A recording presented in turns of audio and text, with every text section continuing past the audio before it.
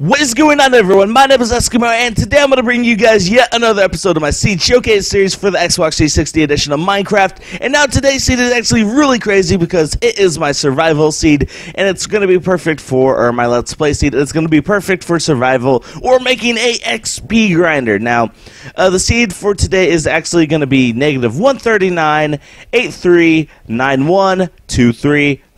Now I'm going to repeat that one more time, so the seed will also be down below in the description in case you missed it both of these times, but -1398, so -1398391234. So it's a pretty simple seed at that, but close to spawn over here. So over here I dug down and I eventually broke into something special really quickly. So I'm going to give you guys the coordinates to it whenever we get inside of it. So here we go. Right over here, it's going to be a zombie spawner inside of a ravine. So the coordinates to this zombie spawner are -203, y of 49, and z of 148. So as you can see, it is inside of a ravine. Now there's nothing really special inside of the chest, which is unfortunate, but you could take a bucket out of one of the chests and collect this water.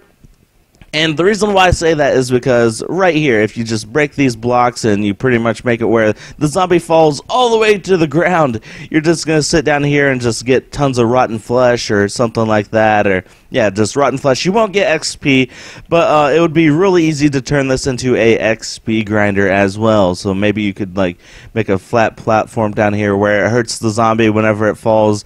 Then like eventually the water like shoves them into something and it knocks you towards you, and you could just hit them over and over, the weakened zombie. So that's easy for an XP grinder that is near spawn.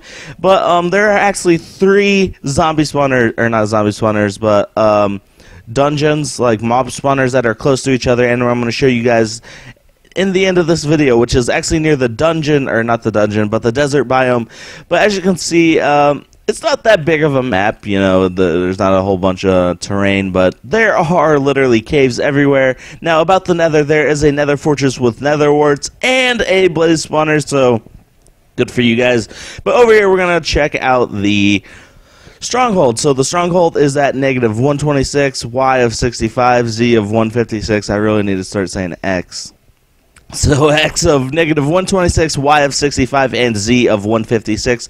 But if you hop down here and you just go over here, you're going to eventually get inside of the Stronghold, which is a library above lava. Now, I've been inside of this cave system inside of my Let's Play, and it's crazy huge, and I'll show you guys it in just a minute. But there are 2 libraries inside of the Stronghold and a end portal, so, you know, typical good Stronghold. It is fairly big and there are plenty of chests, so definitely good for exploration. And now we're going to go over here and check out some of the generation on the map, or the cave generation on the map. Now this is something I actually really like to do on all of my seed showcases, to show you guys the cave generation. It's not something a whole lot of people tend to do, but check this out. There are literally caves everywhere, but check all that lava over there.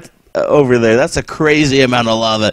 Now over there, that is the Stronghold, and I'm trying to. Oh yeah, that's the end portal right over there, like right where my cursor is right now. I don't know if you guys could see it, but now what we're gonna be doing, guys, we are gonna be going over here, and we're gonna be checking out the 3 mob spawners right next to each other that are perfect for XP grinding. Now, they're not right next to each other, but as you can see from right there, and right there, that they are fairly close to each other, and it wouldn't be that hard to like have the water flow to somewhere like over here, and like have that water flow from like over there to over here, and like have them be hurt whenever you get there, and just stand there and just constantly hit them with the sword and get tons of XP or something like that. But over here we actually have a above ground dungeon, so this one's really awesome that the seed has a above ground dungeon. Now this above ground dungeon is at x of 281, y of 64, and z of 416. Now there's only one chest inside of here and nothing special inside the chest.